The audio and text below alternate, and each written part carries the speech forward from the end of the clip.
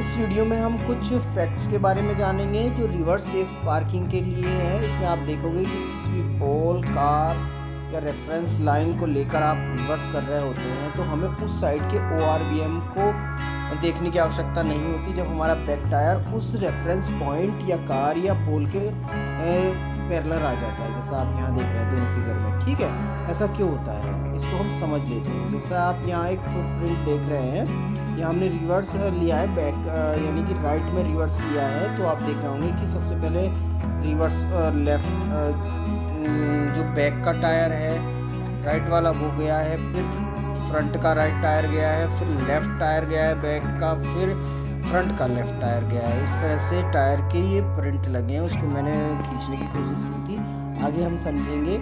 इसमें यदि हम लेफ्ट में कर रहे हैं तो इसमें लेफ्ट का बैक टायर जाता है, फिर लेफ्ट का फ्रंट जाता है, राइट जाता है बैक का, फिर राइट जाता है फ्रंट का। यानी कि दूसरी साइड, यानी जिस साइड हम टर्न करते हैं उससे दूसरी साइड के कॉर्नर को हमें देखने की आवश्यकता होती है, उसके कॉर्नर को देखने की आवश्यकता नहीं होती है। और आप देखेंगे कि उसको यहाँ हम देखेंगे कि कार अपनी लेफ्ट यानी कि जिधर हम टर्न कर रहे हैं उससे दूसरी ओर अपनी आधी चौड़ाई, यानी कि जितनी चौड़ाई उससे आधी डिस्टेंस, यानी कि यदि 6 है तो 3, 5 है तो 2.5 का मैक्सिमम सर्किल बनाती है। जैसे आप यहाँ देख रहे होंगे कि जब ये कार मुड़ेगी तो ये राइट में यानी कि लेफ्ट में अपनी चौड़ाई मैक्सिमम इतनी जाएगी जितनी उसकी चौड़ाई उसके आधी, इस तरह से आपने देखा है। और ये टर्न हो जाएगी, यहाँ देख रहे होंगे। ये टायर की पोजीशन में एक बार आपको दोबारा दिखा देता हूँ। फ्रंट के tyre, back tyre, front tyre के बीच की डिस्टेंस और बैक टायर के बीच की डिस्टेंस। जब हमने राइट टर्न किया है तो जो फ्रंट टायर के